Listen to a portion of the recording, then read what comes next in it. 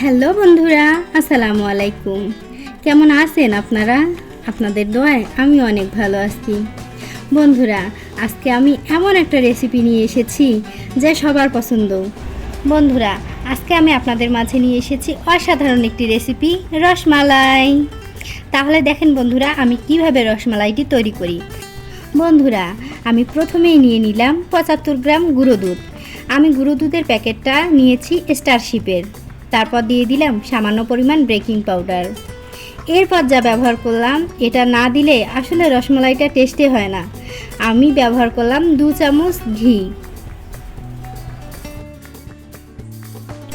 বন্ধুরা, এরপর একটা ছোট চামচের সাহায্যে আমি সুন্দর করে ডোটাকে নেড়ে চেড়ে নিচ্ছি, কারণ ডোটা সুন্দর করে নেড়ে চেড়ে নিতে হবে। বন্ধুরা, ডোটা যত মসৃণ হবে রসমালাইগুলো ততই সফট হবে। বন্ধুরা, আমি সুন্দর করে হাতের সাহায্যে ডোটাকে মেখে নিলাম।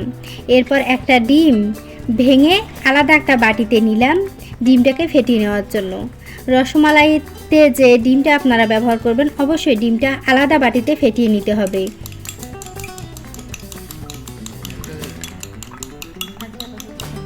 বন্ধুরা, ডিমটা ফেটিয়ে নেওয়া হয়ে গেলে উপকরণগুলোর মধ্যে মিশিয়ে নিব।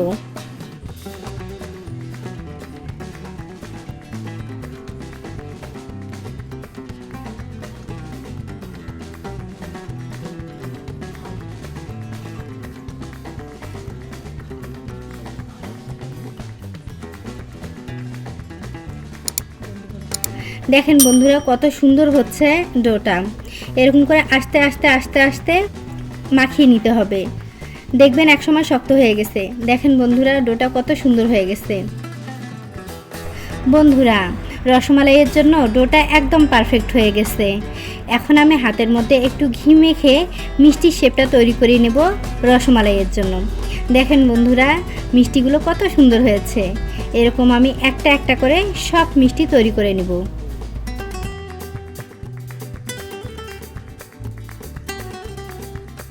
বন্ধুরা, আমি কিন্তু মিষ্টি শেপটা গোল করিনি, একটু লম্বা লম্বা করে নিয়েছি। আমার লম্বাটা একটু বেশি ভালো লাগে। আপনারা চাইলে গোল করতে পারেন, লম্বা করতে পারেন, একটু ছোট বড় করতে পারেন। আমি কিন্তু মাঝারি সাইজ করেছি।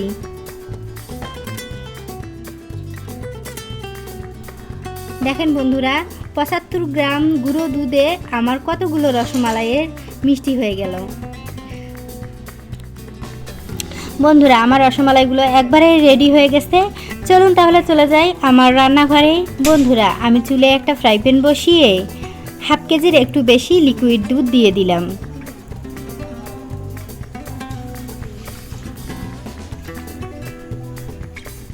এরপর দিয়ে দিলাম কয়েকটা এলাচ। এই রসমালাইয়ের মধ্যে এলাচ দিলে আসলে ঘ্রাণটা অনেক সুন্দর আসে। তারপর দিয়ে দিলাম চিনি। আমি রসমালাইয়ের মিষ্টিটা আমার কাছে একটু বেশি ভালো লাগে, তাই আমি একটু মিষ্টি বেশি দিলাম। আপনারা একটু কম বেশি করে দিতে পারেন। এরপর সুন্দর করে নেড়ে চেড়ে দিব। বন্ধুরা, দুধটা একদম নাড়তেই থাকতে হবে, কারণ যতক্ষণ না পর্যন্ত বলক আসে। দেখেন বন্ধুরা, আমার দুধের মধ্যে যখন বলক এসে গেল, তখন আমি একটা একটা করে মিষ্টির শেপগুলো দিয়ে দিচ্ছি দুধের মধ্যে।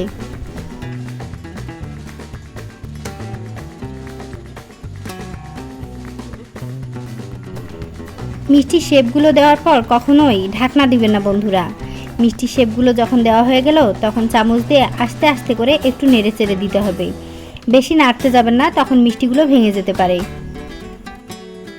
বন্ধুরা, অবশ্যই চুলার জালটা লো হিটে রাখতে হবে, কারণ লো হিটে যখন না রাখবেন তখন রসমালাইটা কখনোই সিদ্ধ হতে যাবে না। একদম লো হিটে রেখে আস্তে আস্তে রসমালাইগুলো সিদ্ধ করে নিতে হবে 15 মিনিট। বন্ধুরা, আমি কিন্তু রসমালাইগুলো 15 মিনিট সিদ্ধ করে নিয়েছি। 15 মিনিটে একদম দুধটা অর্ধেক হয়ে এসেছে।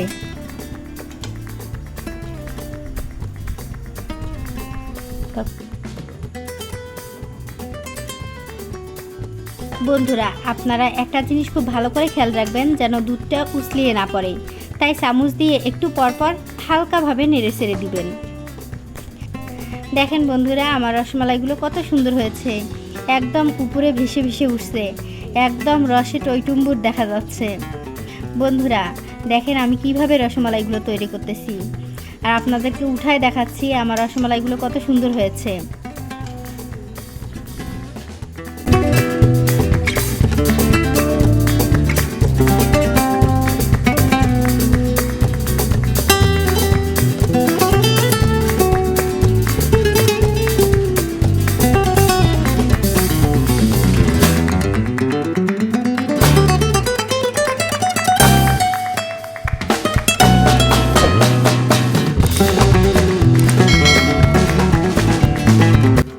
বন্ধুরা আপনাদেরকে একটা উঠায় দেখাই যে আমার রসমালাইগুলো কেমন কুক হলো, কতটা সিদ্ধ হলো। দেখেন কত সুন্দর সিদ্ধ হয়ে গেছে রসমালাইগুলো।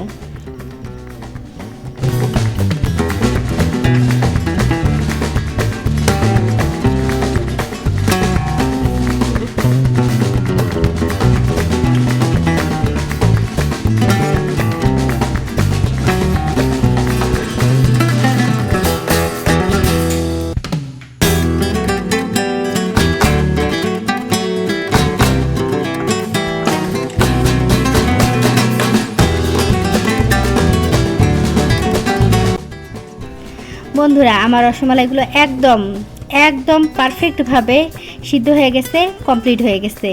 আমি এখনই চুলার জালটা বন্ধ করে দিব। বন্ধুরা কেমন লাগলো আজকে আমার ভিডিও? আমি কি আপনাদের মাঝে সম্পূর্ণ ভিডিও সুন্দরভাবে তুলে ধরতে পেরেছি? আপনাদেরকে সুন্দরভাবে শিখাইতে পেরেছি আমি কিভাবে রসমালাই তৈরি করি? ঠিক আছে বন্ধুরা, যদি আমার ভিডিওটি আপনাদের ভালো লাগে অবশ্যই আমার কমেন্ট বক্সে জানাবেন। অবশ্যই লাইক, কমেন্ট ও শেয়ার, সাবস্ক্রাইব করতে ভুলবেন না। এ পর্যন্ত সবাই ভালো থাকবেন, সুস্থ থাকবেন। আল্লাহ হাফেজ।